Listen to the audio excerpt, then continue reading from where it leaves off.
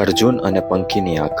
મહાભારતમાં પાંડવોના ગુરુ દ્રોણાચાર્ય અતિ પ્રસિદ્ધ ધનુર્વિદ્યા ગુરુ હતા. તેઓ પોતાના શિષ્યોને માત્ર તીર ધનુષ ચલાવવાનું જ નહીં, પરંતુ એકાગ્રતા, ધીરજ અને ધ્યાન શીખવતા. તેમના બધા શિષ્યોમાં અર્જુન સૌથી પ્રતિભાશાળી ગણાતો. દ્રોણાચાર્યએ ઘણીવાર અર્જુનની પ્રશંસા કરી હતી, પરંતુ તેમને એ પણ જોવું હતું કે અર્જુનની એકાગ્રતા કેટલી ઊંડી છે. એક દિવસ ગુરુ દ્રોણાચાર્યે પોતાના બધા શિષ્યોને આશ્રમના બગીચામાં બોલાવ્યા. તેમણે એક મોટા વૃક્ષની ડાળી પર લાકડાનું પંખી બાંધી દીધું. પછી તેમણે કહ્યું, બાળકો, આજે આપણે એક ખાસ કસોટી કરીશું. દરેકે આ પંખીની આંખમાં તીર મારવાનો પ્રયાસ કરવાનો છે. સૌથી પહેલા યુધિષ્ઠિર આગળ આવ્યા. દ્રોણાચાર્ય પૂછ્યું, બેટા, તને શું દેખાય છે? યુધિષ્ઠિરે કહ્યું, મને પંખી, વૃક્ષ, તેની ડાળી અને આકાશ બધું દેખાય છે. દ્રોણાચાર્ય કહ્યું, તું પાછળ જા. પછી ભીમ આવ્યા. દ્રોણાચાર્યએ એ જ પ્રશ્ન કર્યો. ભીમ બોલ્યા, મને પંખી દેખાય છે અને તેની સાથે ડાળી પણ. ગુરુએ કહ્યું, તું પણ પાછળ જા. એ રીતે બધા શિષ્યો આવ્યા, પણ કોઈનો જવાબ ગુરુને સંતોષકારક ન લાગ્યો. અંતમાં અર્જુન આગળ આવ્યા.